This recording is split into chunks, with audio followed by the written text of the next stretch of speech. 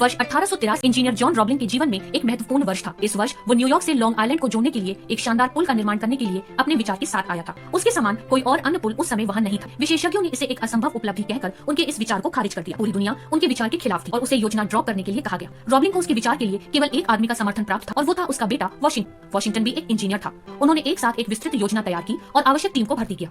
वे अच्छी तरह से इस मकसद के लिए तैयार थे। पुल निर्माण का कार्य शुरू किया गया, परंतु कार्यस्थल पर हुई एक दुर्घटना में रॉबलिन की मृत्यु हो गई।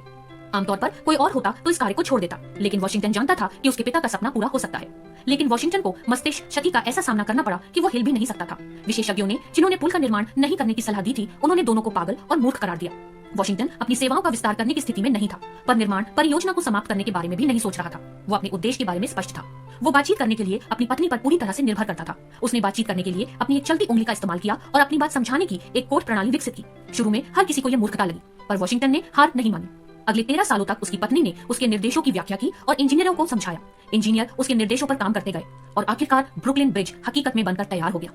ब्रुकलिन ब्रिज एक शानदार उदाहरण के रूप में बाधाओं का सामना करने वाले लोगों के लिए एक प्रेरणा के रूप में खड़ा है। दोस्तों, परिस्थितियां कितनी ही विपरीत क्यों ना हो, उन्हें अपनी शक्ति खत्म करने की अनुमति कभी नहीं देनी चाहिए। बाइबल में लिखा है, यदि तू विपत्ति के समय साहस छोड़ दे तो तेरी शक्ति बहुत कम है।